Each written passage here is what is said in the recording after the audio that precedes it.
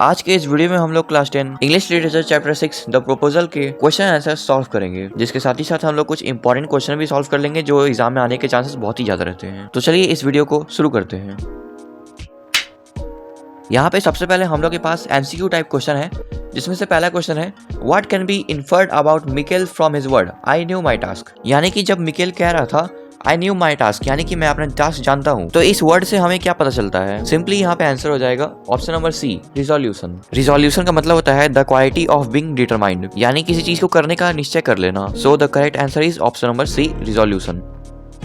अब second question है what is the given extract about, यानी कि यहाँ पे क्वेश्चन नंबर बी में आपको एक एक्सट्रैक्ट दिया गया है जिसके आधार पे आप इन क्वेश्चंस का आंसर देना है। तो यहाँ एक्सट्रैक्ट के आधार पे जो सही आंसर हो जाएगा वो हो जाएगा option number D, the progression of an escape. Now the third question is pick the option that does not use the word dodging as utilized in the extract, यानी कि इन चार ऑप्शन में से कोई एक ऑप्शन ऐसा चूज करना है जो इस एक्सट्रैक्ट में यूज ही नहीं हुआ है डॉडगिंग को बताने के लिए। तो यहाँ पे इसका करेक्ट आंसर हो जाएगा option number A, he is filling a worksheet of dodging tables.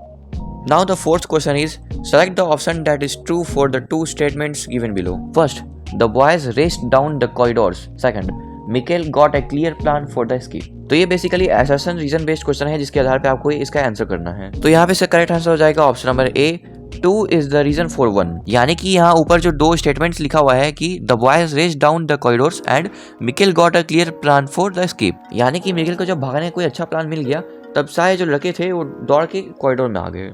अब फिफ्थ नंबर क्वेश्चन है site an example of personification from the extract. तो इसका आंसर करने से पहले हम लोग ये जान लेते हैं कि पर्सोनिफिकेशन होता क्या है। तो पर्सोनिफिकेशन को हम लोग हिंदी में मानवीकरण अलंकार कहते हैं, जिसका मतलब होता है कि हम लोग कोई भी निर्जीव चीज को सजीव चीज यानी कि मनुष्य की तरह कार्य करते दर्शा देते हैं। यानी कि अगर मैं कह दूं पेड़ मुस्कुराते हैं, यानी कि अगर मैं यहाँ पे पेड़ों को मुस्कुराते हुए बता दूं तो ये मनुष्य के जैसा काम हो जाएगा जो पेड़ कभी नहीं कर सकते। तो इसी को हम लोग मानवीकरण अलंकार यानी कि पर्सोनिफिकेशन कहते हैं। तो यहाँ पे जो क्वेश्चन पूछ रहा है site an example of personification from the extract, इसका आंसर हो जाएगा skeleton swipe card. Now the next question is question number 3. Answer the following questions briefly. तो यहाँ पे पहला क्वेश्चन है question number A, Why did the news of the miracle recovery shock Mikhail? तो इसको समझाने से पहले मैं तुम्हें बता दूं कि ये बहुत ही इंपॉर्टेंट क्वेश्चन है, ये एग्जाम में अक्सर तुमको देखने को मिल जाता है। ये क्वेश्चन अगर तुम्हारे एग्जाम में आएगा तो 2 मार्क्स का आएगा ही आएगा। तो अब क्वेश्चन पे आते हैं। तो क्वेश्चन में कह रहा है जब मिकेल एक न्यूज़पेपर में देखा कि उसमें लिखा हुआ था मिरेकल रिकवरी, तो वो उसको देख के इतना शॉक्ड क्यों हो गया था? तो इसका आंसर हो जाएगा कि जब मिकेल उस न्यूज़पेपर में मिरेकल रिकवरी वर्ड लिखा हुआ देखा था और उसमें एक लड़के का फोटो भी था जिसका नाम था सेबेस्टियन सल्ज, जिसके साथ वो गेम भी खेला था। कौन? मिकेल। और उस न्यूज़पेपर में लिखा हुआ था कि जो सेबेस्टियन सल्ज था वो कोमा में चला गया था मोटर कार एक्सीडेंट की वजह से, लेकिन अब वो ठीक हो गया, कोमा से बाहर आ गया, जिसको देख के मिकेल काफी शॉक था क्योंकि वो सेबेस्टियन के साथ काफी गेम्स खेल रखा था। Now the second question is Mikhail's meeting with Sebastian Sulch had been a chance meeting. Where had it taken place and how?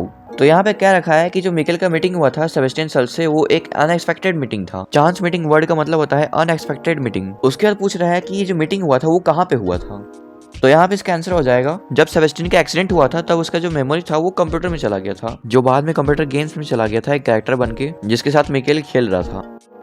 Now the third question is what kind of computers fascinated Mikhail and his dad why? तो यहाँ पे इसका answer हो जाएगा कि जो Mikel के father थे उनको कंप्यूटर से बहुत ही ज्यादा लगाव था। इसके साथ ही साथ उनको और भी बहुत सारे गैजेट्स का बड़ा ही शौक था, जैसे कि Pentium 150 megahertz CPU, 256 MB of RAM और 1.2 GB hard drive and 16 speed CD रोम। तो ये सब कुछ CD CPU RAM hard drive के कुछ नाम थे, ठीक है, जो उस टाइम पे बहुत ही लेटेस्ट मॉडल थे और ये सब कुछ मिकेल के फादर खरीदने गए थे और खरीद भी लिए थे। इसके साथ ही साथ वो लोग स्पीकर, प्रिंटर, मोडेम और स्कैनर भी लेके आए थे। और जब मिकेल का होमवर्क बहुत ही ज्यादा रहता था तब भी वो एकदम मस्त रहता था अपने आप में ही, वो पेंटिंग करता था, म्यूजिक सुनता था और भी अलग अलग डिस्प्लेस क्रिएट करता था।